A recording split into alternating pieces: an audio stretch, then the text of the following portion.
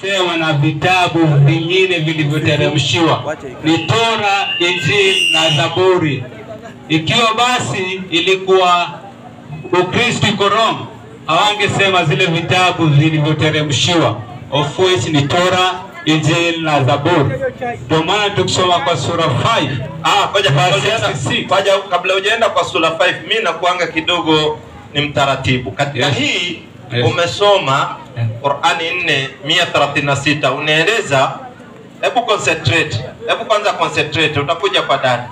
Umeeleza kwamba Mungu anataja vitabu vilivyopita, anataja hivyo kwa sababu kama hangetaja hivyo wewe vyenye umeeleza ati ni kwa sababu zile vitabu vimetaja Ukristo. Ndio. Si ndio umesema hivyo? Sasa hebu tutolee kwa kitabu chochote duniani ambao kinasema Ukristo ni dini. Ukristo ni dini katika vitabu vilivyotangulia. Kitabu chochote kinasema Ukristo dini. Hebu tupe hiyo kitabu. Hakuna katika vitabu zimeandikwa. Ndio nataka utueleze katika vitabu vyote kuna kitabu chochote kinasema Ukristo dini. Katika vitabu vilivyotangulia kunacho. Usome sura 5:66 ya Qur'an. 5:66. Na mimi nitakuonyesha, angalia, manake kaka anajifunza, na mimi nitakuonyesha vitabu vilivyotangulia vimetaja Uislamu, havikutaja Ukristo. Na leo tunakuahidi hapa, ukitoa katika Biblia kuanzia mwanzo mpaka Ufunuo, Ukristo dini, huu mkutano hatufanye tena hapa. Tena itanyesha mvua. Unafunga hii mkutano. Mimi nakuahidi, na kama kuna mchungaji yoyote atoe kwa Biblia only one verse ambayo inasema Christianity is a religion au Ukristo ni dini, tunafunga hii mkutano.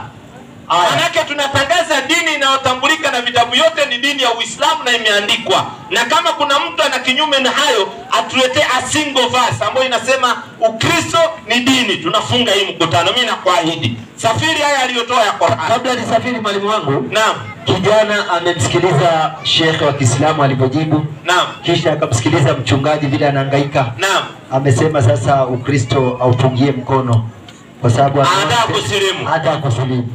Basi. Hebu nimpe mwenyewe kwanza. Hebu ngoja kwanza asilimu. Kuna vitu vinaharakishwa, alafu tuendelee na wewe. Hebu mbe. Na ndio unaona nyinyi ndio mnasababisha Wakristo wengi wasilimu, kwa sababu wakija wakiuliza swali mnashindwa kujibu. Kwa nini kanisani mwazoesha watu imani bila maswali? So mtu akija kugundua nauliza na je, kuna mahali imeandikwa Ukristo dini? Anakuuliza unashindwa, unarudi kwa Qur'ani. Anapiga hesabu kama mchungaji anatuambia Qur'ani ni kitabu ya majini. Kwa nini anapoulizwa swali anarudi kwa Qur'ani asije kwa Biblia? Maanake mchungaji anajua ukweli huko kwa Qur'ani, hauko kwa Biblia. Kwa sababu ungelikuwa huko kwa Biblia, angelienda kwa Biblia direct. Lakini kwa wanajua kabisa ukweli umejaa kwa Qur'ani. Kakangu unasemaje? Unasemaje? Maanake umeuliza swali, umesikiza majibu, mpaka sasa haijapatikana Ukristo dini, na mpaka uende kaburini hakuna kitabu duniani kinasema Ukristo dini. Hiyo hamna. Na wala hautawaipata. Kwa sababu Yesu alikuwa Muislamu, Musa Muislamu, nabii wote Waislamu. Ikuandikwaje wapi Ukristo dini? Ukristo dini imekuja na mfumo wa kijana anaitwa Dr. Paulo akiwa anashirikiana na Waroma kwa lengo la kutawala dunia katika fikra ya dini. Akaja na akafaulu. Na ushahidi umo. Unasemaje? Umeamua kuwa Muislamu au bado? Ndio. Umeamua kuwa Muislamu? Ndio. Takbiri Waislamu. Asante sana. Kuna mtu amekulazimisha au ni kupenda kutoka kwa roho yako? Kupenda kutoka kwa roho. Asante sana. Utarudia maneno machache sana nyuma yangu ndio uwe Muislamu. Yaani Uislamu ni wepesi. Na Allah anapompenda kiumbe chake humfungulia kifua chake Uislamu. Wallahi sisi Waislamu hatuwezi kumuongoza mtu kuwa Muislamu. Sisi kazi yetu ni kufikisha hidayah inatoka kwa Allah. Na unapoona mtu anasema nataka niwe Muislamu, basi sio sisi tumemuongoza, Allah ndiye amemuongoza na akamfungulia kifua chake Uislamu. Kazi yetu tumepatiwa ni ya kufikisha peke yake. Na tutafikisha, Allah amekuongoza. Sema bismi lahi rahman rahim ashhadu Allah ilaha illa lahu wa ashhadu anna anna Muhammadan rasulu rahi. Sema nakiri kwa moyo bila kulazimishwa na mtu kuwa Muislamu. Sema nakiri kwa moyo na kutamka kwa ulimi ya kwamba hapana mola apasaye kuabudiwa kwa haki isipokuwa Allah. Hakuzaa wala hakuzaliwa. Sema nakiri kwa moyo na kutamka kwa ulimi ya kwamba hakika ya Muhammad ni mtume wa Mwenyezi Mungu. Nakiri na kuamini. Mwenyezi Mungu niongoze nife nikiwa Muislamu. Takbir wa Islam. Namna hivyo. Kaketu amejiunga na kweli, maana yake ameuliza swali ndogo sana akajibiwa na akajua haki mahali inaposimamia, kwa sababu haki na batili haziwezi kupelekana. Ni kama giza na nuru haziwezi kupelekana. Ikiingia nuru, giza inatoweka. Nanipata? Sasa katika Uislamu sakuwa Muislamu kwa maneno machache hayo tu. Hayo ndio maneno yatapeleka watu katika moto wa Jahannam. Na wakiwa katika moto wa Jahannam watasema lau tungelikuwa Waislamu, lau wangelitamka hiyo kalima ya la ilaha illallah Muhammadur Rasulullah, hiyo kalima peke yake. Kwa sababu kama madhambi uliyofanya yote unafutiwa, yani kitabu chako kinaanza ni kipya. Anapata vizuri, hakuna mambo ya kukuweka kwa maji. Sasa kuna hiki kibaridi tunaweza kukuweka kwa maji ukapatwa na pneumonia.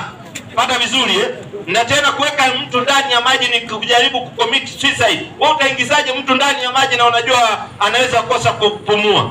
Sasa katika Uislamu kuna majina mazuri. Manake kitu ya kwanza, nguzo ya kwanza katika Uislamu ni shahada. Ikitoka shahada ndio tunaingia sala. Na sala ndio utafunzwa namna ya kusali. Sawa Alafu hizo zingine zinakuja zikifuata. Unanipata vizuri Manake hauwezi kusali kama hujatamka shahada.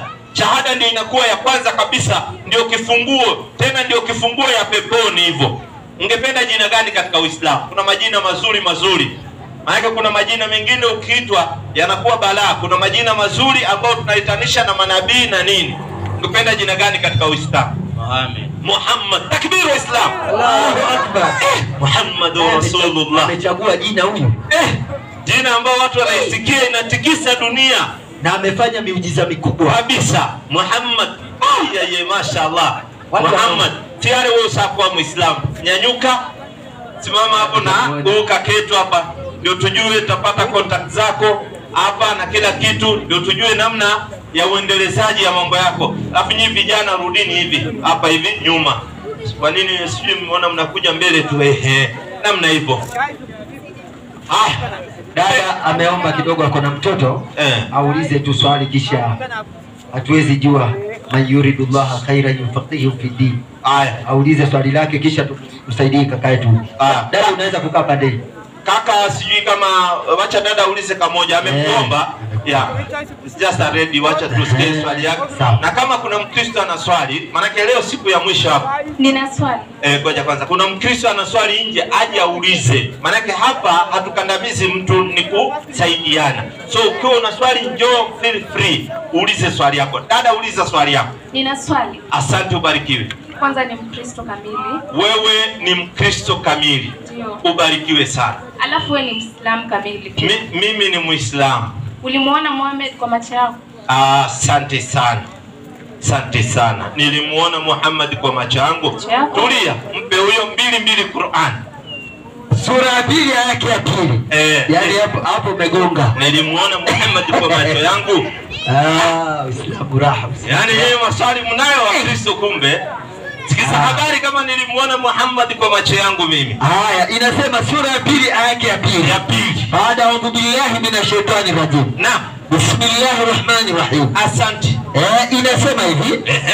hiki ni kitabu kisichokuwa na shaka ndani yake. Sikiza vizuri, Qur'ani ni kitabu ambacho hakina shaka ndani yake, na ni mwongozo kwa mchao Mwenyezi Mungu. Kwanza hii Qur'ani ni mwongozo kwa watu ambao wanamcha Mwenyezi Mungu, ambao sasa sikia sifa yangu, ambao kama nilimuona Muhammad na macho, ambao huamini yasiyoonekana. Sisi tunaamini yasiyoonekana. Muhammad sijamuona na hii macho yangu, maadamu yamesemwa na Mwenyezi Mungu na mtume wake. Asante sana. So mimi sijamuona Muhammad na macho yangu, lakini naamini maadamu yamesemwa na Mwenyezi Mungu na mtume wake, kwa sababu Qur'ani imesema Muhammad ni mtume wa Mwenyezi Mungu, naamini. Mpe maji. Sijui kama Yesu umemuona na wewe.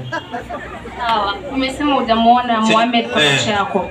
Lakini naamini kwa sababu imeandikwa katika vitabu, na hiyo ndio imani ya Kiislamu. Kwenye misikiti kuna miujiza inayofanyika. Kwenye misikiti miujiza aina gani? Muujiza wote.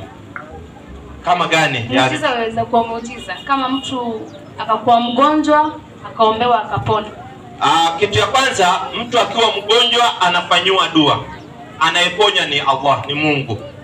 So sisi hatuwezi kusema tunafanya miujiza. Mtu ni mgonjwa anakuja kwa msikiti, anaambia imamu anamfanyia dua, basi mtu anapona kwa idhini ya Mwenyezi Mungu. Lakini ile miujiza feki, ile ambayo ilikuwa inafanyika ambayo imekomeshwa na corona, hiyo ni miujiza ya kutafuta hela kwa watu maskini. Ati inaponya wagonjwa wakati wagonjwa wamejaa Kenyatta. Hauwezi kwenda Kenyatta ukaponya wagonjwa, unaponya wagonjwa kwa kibanda yako. Hiyo ni miujiza feki. India. Corona ilitoka India, corona kutoka Kenya. So gonjwa inaweza kuwa ulitengenezwa na binadamu yote. Pesa mgo mkinunua mask 10 bob. So corona tu ni ugonjwa ambao it was formed. Wacha tuache hiyo. Kwanza nyinyi mnafanya miujiza kanisani? Kabisa. Ile gani mnafanyanga? Many miracles. Kama gani hivi mfano? Mfano mmoja. Mnaponya wagonjwa? Waweza kuwa yuko kazi uombewe na mchungaji upate kazi. Ndio. Huo ni muujiza. Angalia dadangu, hiyo sio muujiza. Ni muujiza. Hiyo ni ngoja kidogo nikupe kitu. Kitu ambacho najua kuhusu Waislamu, kuna vitu mbili ambazo mwafanya vibaya. Waweza kuwa uko na kipaji cha kuimba, alafu wewe ni Muislamu, lakini kwa maana unaogopa hutaki kuimba, manake uogopa wazazi ama nini, utaogopa utakalia kile kipaji. So many Islamic people sit on their talents. Kitu kingine cha pili, ngoja unaenda mbio kwa sababu ilikuwa miujiza, usaenda tena mambo ya kuimba, kwa sababu kitu ya kwanza kabla tujafika kwa nyimbo hapa kwa miujiza ndio nilikuwa nataka nimalizane nayo. Sawa na angalia dada, nataka tumalizane na miujiza kwanza. Tusiende mbali na nini. Hii nyinyi mnafanya miujiza, ndio nataka nijue. Nyinyi wa Kristo mnafanya miujiza, ukaniambia mnafanya miujiza kuombea mtu ambaye hana kazi anapata kazi. Sasa sisi Waislamu hatuombei mtu ambaye hana kazi apate kazi. Tunafanya hivi, tunachukua mtu tunampeleka kwa kampuni anaandikwa kazi. So yote ni fair. Yaani nyinyi mnachukua kazi kubwa ya maombi, sisi tunachukua una kazi kuja kuna kampuni iko pale enda andikwa kazi. Yote inakuwa the same. Swali, atafanya hiyo kazi kwa hekima ya nani? So sijajua miujiza inaingilia wapi hapo. Kazi kwa hekima ya nani? Kwani anayepeana hekima na anayepeana nguvu ni Mungu? Si ni Mungu? Sasa Mungu ndiye amempa hiyo kazi. No, si unaona? Mungu ndiye anapeana kazi, sio mchungaji. Anampa mtu hekima ya kazi. Sasa sisi tukipata watu kama 10 wako kwa msikiti hawana kazi, tunapigia tu manager wa kampuni, wewe kampuni yako vipi? Siwaandike hawa watu 10 yako kazi. Anasema waleteni mande, wanaandikwa kazi. Sasa wewe na mchungaji wako mnashinda mkiomba mchana mzima, ukienda kwa kampuni unaambiwa kazi tumejaza. Hakuna kazi. Tutoke. When you believe in God, things do happen. Pia kabisa. Unafaa kuamini kwa Mungu. Miujiza kitu ya kwanza, hakuna mnabii anaweza kufanya muujiza. Hiyo ni kitu unafaa ujue. Nabii anayefanya miujiza hakuna. Miujiza anayefanya ni Mungu peke yake. Pata vizuri Ndio iko namna hivyo. So sisi katika msikiti tuko kumuomba Mwenyezi Mungu, tunamuomba Mungu tupe kazi, Mungu tupe hii, lakini sio shekha akae kwa msikiti ati kazi yake ni kuombea watu wapate kazi. Alafu kwani yako na kampuni yake? Waislamu nini mwafuata Quran, si ndio? Naam. Sisi na mnaamini Muhammad yupo. Asia tunaamini Muhammad yuko, tunaamini manabii wote. Ndio, sasa nina swali. Sisi wa Kristo tuamini Biblia and hakuna Mkristo anaamini Biblia. Mimi naamini wako. Wewe unaamini? Kabisa. Nitakutesti kidogo. Na Yesu alikuwa mwana wa Mungu. And Jesus had a very very powerful power. Alikufa na akafufuka. So I have this question. When Muhammad died after building the mosque, did he resurrect? Muhammad fufuka. Sasa ina maana Yesu ana nguvu kushinda Muhammad.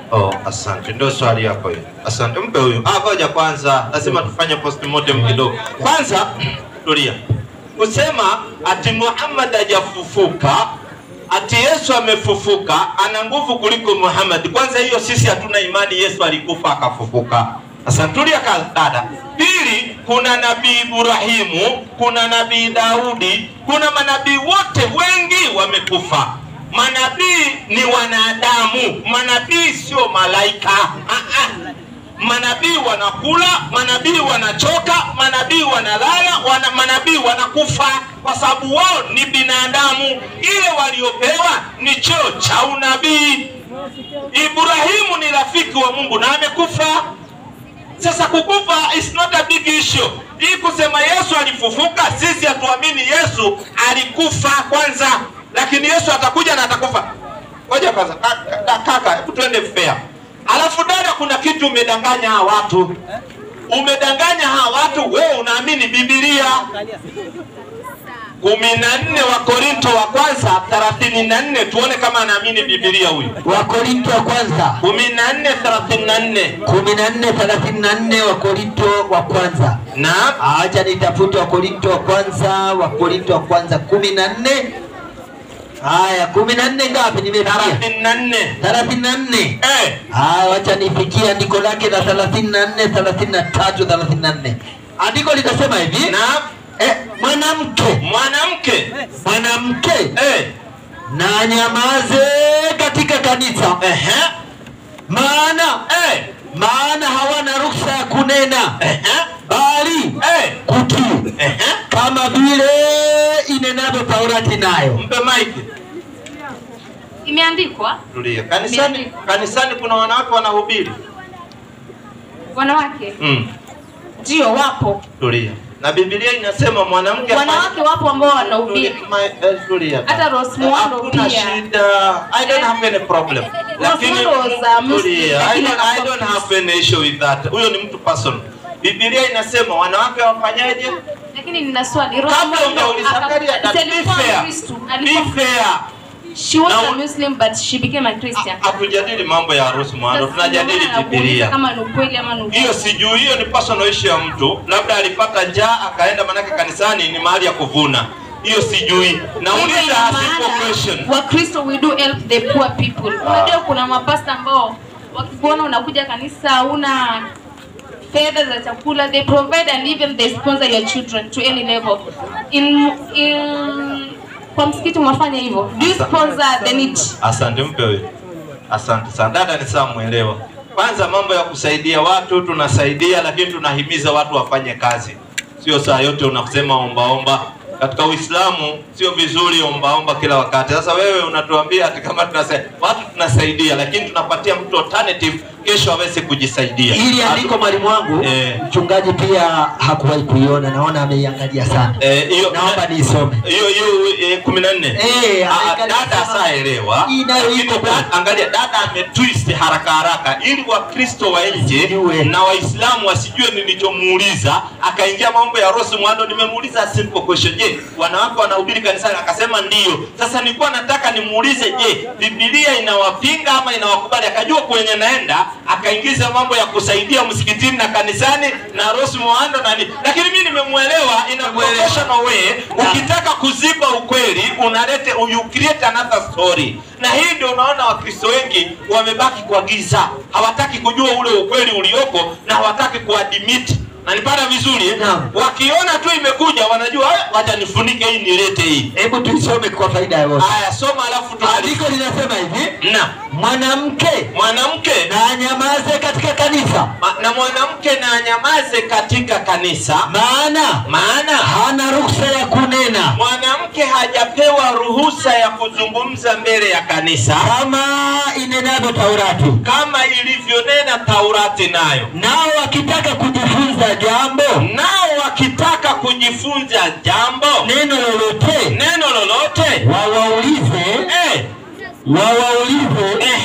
waume zao majumbani mwao. Asante. 11 wa Korinto 5 baba. Kuna aya na itafuta ingiani. 11:5 wa Korinto. Inasema bali kila mwanamke. Sikiza dada, wewe ulisema unafuata Biblia. Nataka nikuchunguze vizuri. Ina humble way. Kila mwanamke asalipo, mwanamke anaposali au anapohutubu au unapoongea mbele ya watu na wewe ni mwanamke, bila kufunika kichwa chake. Hebu rudia. Bila kufunika kichwa chake. Anafanyaje?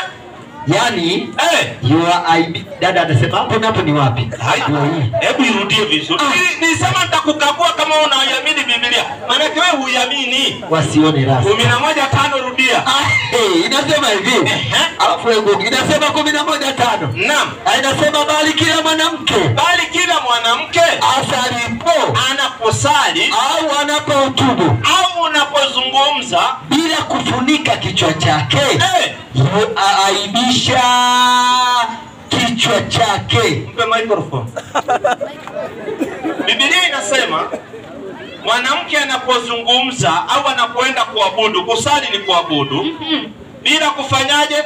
Funika kichwa. Maana yake kuanzia leo wewe unafaa uwe unafunika nini? Kichwa. Kuna maana mingi ya kichwa. Kichwa inaweza kuwa ni mume ni kichwa. Shingo ni mwanamke. So kuna kichwa mwanaume. Ngoja. Asante dada. Kufunika kichwa inaweza kuwa usitoe udaku wa mume wako nje. Kichwa kinalima peace. Waweza funika peace kumbe usiku wewe ni mbaya. Ana mimi nashangaa sana wasichana wengi wa wanafunika kichwa, lakini wanapoenda salon wana nywele zao ni nzuri sana. Washona wanafunika kwa nini? Mpatie microphone. Ndio nikasema watu wengi wanajua ukweli lakini wanataka kutwist ukweli. Dada anasema Biblia haikujielewa. Biblia inasema mwanamke anaposali bila kufunika kichwa chake. Haijasema mwanaume. Dada anasema hapana, Biblia ingesema mwanaume. Yaani dada anasema hii Biblia haikuandikwa vizuri. Ingerekebishwa hapo. Bwana sisi Waislamu tuna raha ni kuonyesha kuwa Waislamu muelewe hawa hawaifuati kitabu wanachosema wanafuata.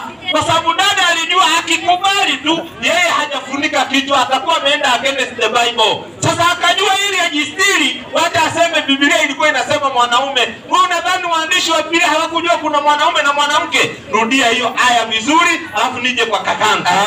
Baada dada leo. Alafu vijana ondokeni kwa hiyo kiti maana Wakristo nataka waulize maswali leo kabisa. Hata tumefunika 5 5.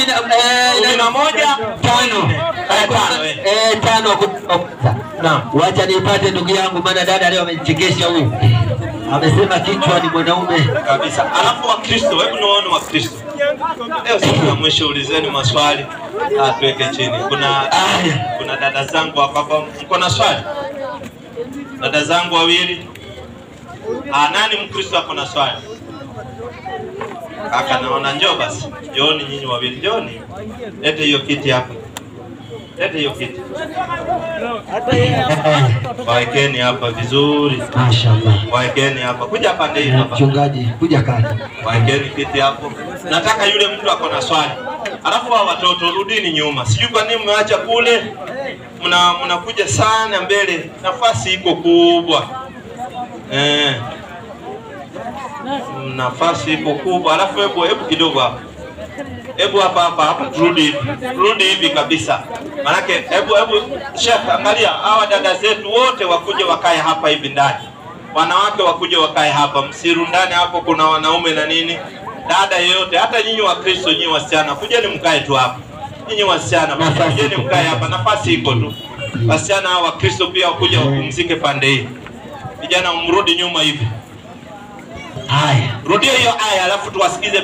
Tunairudia aya. Tunasema hivi. Naam. Bali kila mwanamke asalipo. Sikiza, hii haihusu wanaume, inazungumzia specific already a woman. Hii inazungumzia mwanamke. Mwanamke anaposali asalipo au anapohutubu au anapozungumza bila kufunika kichwa chake. Sikiza, bila kufunika kichwa chake. Vyenye wewe unatembea kichwa wazi ni makosa. Yuaibisha kichwa chake. Biblia inakuambia makosa ufunike kichwa chako uwe mtu mstaarabu, lakini dada hutaki. Okay, inaweza kuwa imeandikwa hivyo. But you should understand the Bible through the Holy Spirit. Inaweza kuwa imeandikwa hivyo. Ngoja. Wewe uko na Holy Spirit?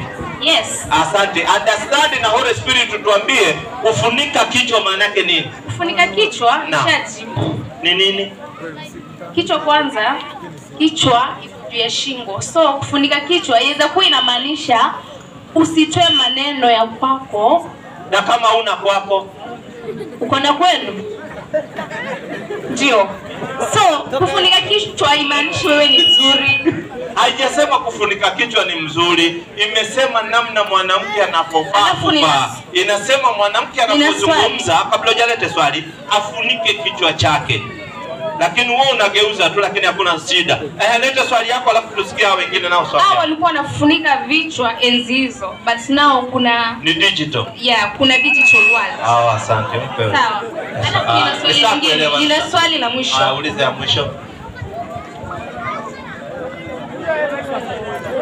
Unauliza? Uliza ya mwisho. Ina swali la mwisho. Naam. Mtu anaposlimu, naam, anasema ya kwamba uamini ya kuwa Mungu ni mmoja. Mungu ni mmoja. Ndio ni mmoja. Wala hakuzaliwa. Ndio. Alafu hakuzaa na hakuzaliwa. Kabisa. Sasa mimi nina swali. Naam. Wewe. Naam. Mwenyewe umesimama hapo. Wewe ni mwana wa nani? Mimi ni mwana wa babangu, kitambulisho yangu imeandikwa babangu na mamangu. Kitambulisho kimeandikwa. Hata serikali wanajua mimi ni mwana wa babangu na mamangu. Imeandikwa kabisa. Hata serikali wanajua ya Kenya. Sawa, na ulitoka wapi? Mimi? Yeah. Nilitoka wapi? Yeah. Mpe huyo. Qur'ani 471. 471. Mimi nilitoka wapi? Dada. Bwana majibu yako mazuri. Kwa mwingine. 471 Qur'ani. Naam. Inasema baada a'udhu billahi minash shaitani rajim. Naam. Bismillahirrahmanirrahim. Naam. Ine aya ya 171. Alafu Waislamu na Wakristo, sijui kama mmemwelewa dada, amesema hivi, zamani ni kweli Biblia inasema ukweli, wanawake walikuwa wanafunika vichwa, lakini siku hizi ni digital. Maana yake wao Wakristo waliachana na Biblia, wakafunua kichwa, wakaenda mambo yao ya digital. Mambo ya Mungu hayana digital wala analog. Somea aya. Lakini amesema vizuri kwa sababu zamani hakukuwa na PC. Sasa hii rasta zito. Hiyo digitali. Nimekuelewa. Nyinyi katika dini yenu mnaenda kidijitali. So hata kesho watu wa digital wakisema watu watembee bila nguo, na nyinyi mtatembea tu. Maana ni digital.